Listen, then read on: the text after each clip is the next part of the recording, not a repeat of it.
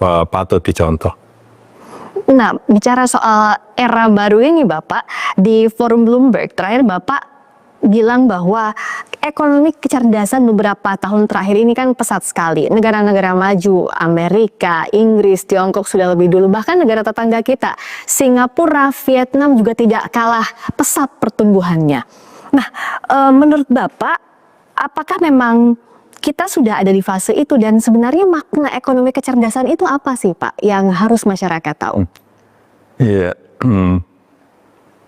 yang pertama kita ini berada di era sekarang ini digital ekonomi digital. Iya. Kemudian kita akan masuk lagi ke era yang lebih baru lagi yang namanya ekonomi kecerdasan, intelligent economy. Ini adalah sebuah sistem di mana data dan informasi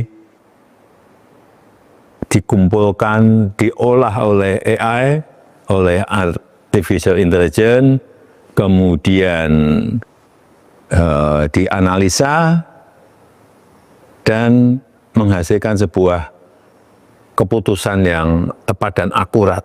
Saya kira ke depan seluruh sendi-sendi kegiatan masyarakat kita, sendi-sendi kehidupan masyarakat kita akan selalu berhubungan dengan elemen yang ada di artificial intelligence.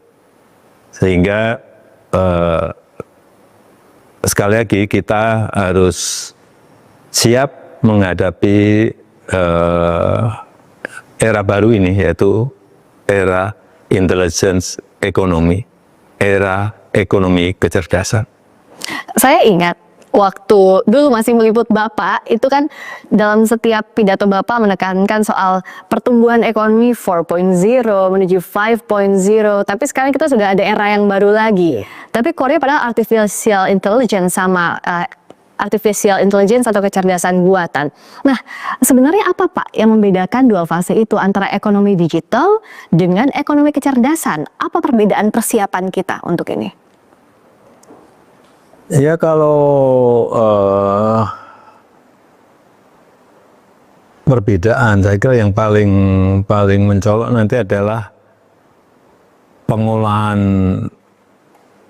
data oleh artificial intelligence itu bisa langsung menghasilkan sebuah keputusan yang tepat dan akurat karena semuanya diolah oleh dan real time. Itu yang membedakan. Jadi kita juga alhamdulillah pembangunan infrastruktur fisik, pembangunan infrastruktur digital yang telah kita lakukan itu juga sangat mendukung kita untuk masuk ke dalam era ekonomi kecerdasan ini. Pembangunan infrastruktur misalnya yang fisik kita telah membangun banyak, airport, kemudian pelabuhan atau seaport, kemudian pembangunan jalan tol, pembangunan pembangkit listrik, power plant, kemudian pembangunan infrastruktur digital juga dalam proses semuanya. Sekarang ini data center, kemudian melaunching satelit baru, kemudian membangun dan memperbaiki jaringan-jaringan infrastruktur digital kita, kemudian juga konektivitas yang diperlukan. Saya kira persiapan kekuatan kita menuju ke era baru ekonomi kecerdasan ini betul-betul memang harus kita kejar supaya kita tidak ditinggal oleh negara lain, karena memang kita ini nantinya akan harus bersaing dengan negara-negara lain. Dan persaingannya pun ketat sekali ya Pak? Iya, ketat sekali, dan terutama memang sumber daya manusia. Ya. Itu yang harus disiapkan, kemudian dikenalkan, kemudian dilatih, harus ada training-training mengenai pengenalan mengenai AI, mengenai coding, mengenai algoritma, mengenai machine learning. Meskipun sekarang ini juga kayak coding itu juga sudah bisa menggunakan AI. Ya.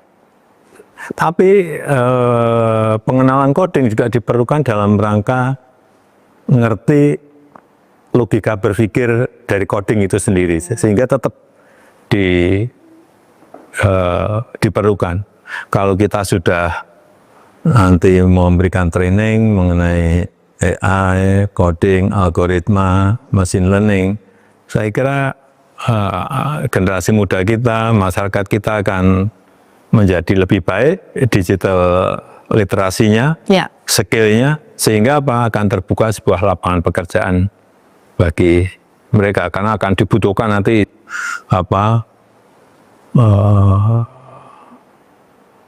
tenaga-tenaga untuk pekerja-pekerja profesional di bidang digital, tenaga-tenaga yang profesional untuk AI, operator AI, manajemen AI, kemudian juga